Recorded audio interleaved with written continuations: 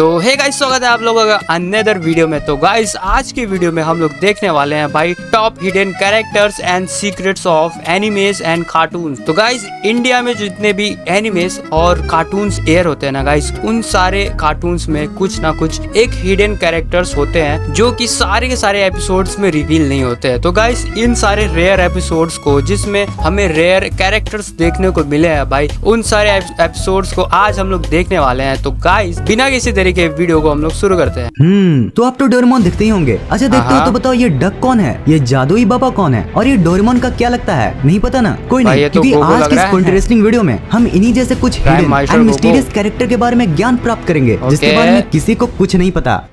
चलो भाई, शुरू करते हैं भाई mysterious characters of Indian cartoons.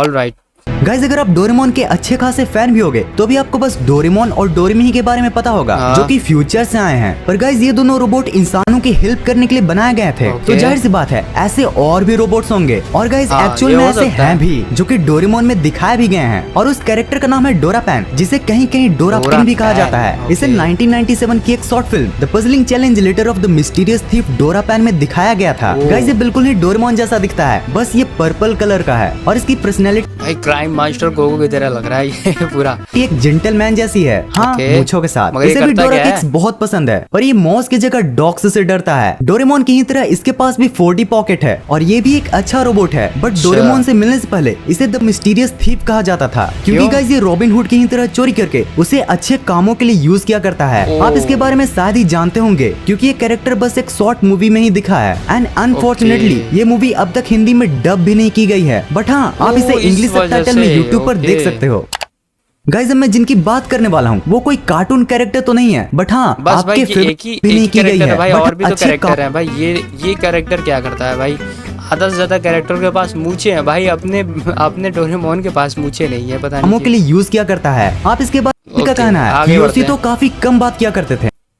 सिंचन को क्रिएट किया था योशितो यूसुई ने, और उनके फ्रेंड का कहना है कि योशितो काफी कम बात किया करते थे, पर अलग अलग जगहों से अपने काम के लिए आइडिया लेते रहते थे। और गाइस, वो रियल लाइफ में भी काफी कॉमेडी करने वाले इंसान थे, पर पिछले कुछ 2 सालों से योशितो पूरे चेंज हो गए थे। उनके फ्रेंड का कहना है कि पहले वो बहुत ही खुश रहा करते थे, और उनके आइडियाज कभी खत्म नहीं होते थे, पर पिछले 2 सालों से वो डिप्रेशन में रहते थे, और वो उनके एनिमे में भी दिखता था। क्रेयॉन शिनचैन के लास्ट एपिसोड काफी सीरियस टोन में हुआ करते थे, और उसमें अक्सर टेररिज्म, अल्कोहल एंड डेथ विशेष जैसी चीज दिखाई जाती थी। और फिर योशितो एक दिन गायब हो गए, और फिर 3 वीक्स के बाद उनकी डेड बॉडी एक पहाड़ के नीचे मिली। लोग मानते हैं कि जरूर उनका पैर फिसला होगा, पर गाइस, उनके क्लोज फ्रेंड्स एंड रिलेटिव्स का ये मानना है कि उन्होंने डिप्रेशन की वजह से जानबूझकर सुसाइड किया है। पर रियल रीजन कोई नहीं जानता कि पिछले कुछ वक्त से उनके साथ क्या हो रहा था। और ब्रो, ये तो बहुत सैड है यार। हम लोग को हंसाने वाला भाई, इतना इंटरेस्टिंग एनीमे बनाने वाला बंदा खुद डिप्रेशन में चला गया था। बहुत सैड है। ऐसा कदम क्यों उठाया यार? अगर मिस्टीरियस कैरेक्टर्स की बात चल रही हो तो हम इसे कैसे भूल सकते हैं? ये भी डोरेमोन की एक मूवी का कैरेक्टर है, जिस मूवी का नाम है हरा हरा प्लेनेट। गाइस, इस कैरेक्टर का नाम है एल्डर ट्री। ये बहुत ही ज्यादा पावरफुल कैरेक्टर है, पर ये कहाँ से आया है ये कोई भी नहीं जानता। मूवी में भी ये एक मिस्ट्री है कि ये कैरेक्टर आया कहाँ से है। गाइस, ये जहाँ रहता है उससे ज्यादा मिस्ट्री है कि भाई इसका मुंह किधर है। कोई भी नहीं जानता। मूवी में भी ये एक मिस्ट्री है भाई, इसका मुंह किधर है। उससे बड़ी मिस्ट्री तो ये कैरेक्टर आया कहाँ से है। गाइस, ये जहाँ रहता है वहाँ के लोगों को भी नहीं पता कि आखिर ये एल्डर ट्री आया कहाँ से है। इसकी हाइट काफी हद तक डोरेमोन जैसी है, इसलिए बहुत से लोगों का ये मानना है कि ये डोरेमोन ही है जिसने टाइम ट्रेवल किया है। पर यार, ये बस एक थ्योरी है। असलियत में ये कौन है ये आज भी किसी को नहीं पता, और गाइस शायद हम इसके बारे में कभी जान भी पाए। ये मूवी में बस सिंपल सा इसको दिखाया गया होगा, और होगी थोड़ी बहुत पावर वगैरह, मगर ये वाली मूवी मैंने वैसे नहीं देखी है। मगर ये कैरेक्टर को अच्छे से एक्सप्लेन नहीं किया गया था, जिसकी वजह से ये मिस्ट्री अभी तक बना पड़ा आज भी किसी को नहीं पता, और गाइस शायद हम इसके बारे में कभी जान भी पाए।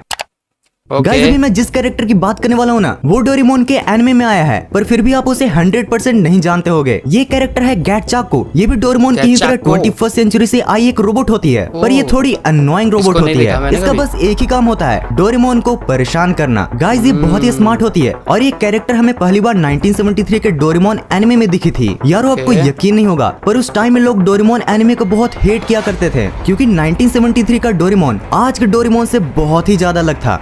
रेफरेंस के भाई? तौर पर बताऊं तो इवन उस एनिमे में नोबिता आज के जियान से भी ज्यादा बदतमीज और बदमाश था। अननोइंग होने के कारण ये भी बेकार कैरेक्टर्स में से एक थी। ये इतनी ज्यादा अननोइंग थी कि लिटरली इसे लोग हेट किया करते थे और इसलिए ये पुराने डोरेमोन में भी सिर्फ 5 ही एपिसोड के लिए दिखी थी, जिसके बाद इसको रिप्लेस करके डोरेमी को लाया गया।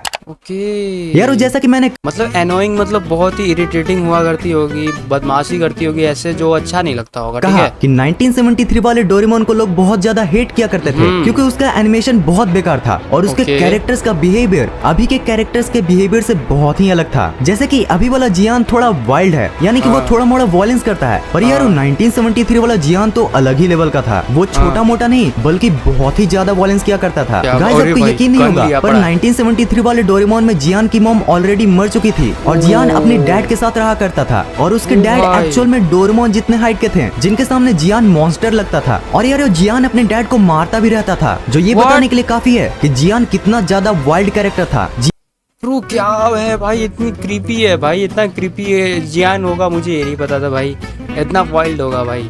अब दे पापा को मारता है भाई, बदमाश। जियान अभी भी लोगों को परेशान है? करता है, पर उस समय भाई अलग ही लेवल पे था 1973 वाले डोरेमोन में और भी कई सारी चीजें थी जो डोरेमोन में काफी इंपॉर्टेंट होने वाली थी, पर Okay. उसे हटा दिया गया। जैसा कि हम जानते हैं कि सारे कैरेक्टर्स के अपने पार्टनर्स हैं, जैसे कि जियान और सुनियो, डोरेमोन और नोबिता। ठीक वैसे ही सुजुका की भी 2 फ्रेंड्स होने वाली थी और ये दोनों ही What? कैरेक्टर सुजुका के साथ रहने वाली थी, Okay. जिनका नाम था जमैको और डेबुको। भाई सुजुका क्या लग रही है भाई, मतलब कैसे, मतलब अजीब सी लग रही है, वो बोल रहा हूँ भाई, अजीब सी लग रही है यार। अब की सुजुका ठीक लगती है, ये सुजुका देख रहे हो। और ज्यादा कैरेक्टर्स इन्वॉल्व करना भी बहुत तरीके से एक तरीके एनिमेशन हार्ड कर देता है भाई।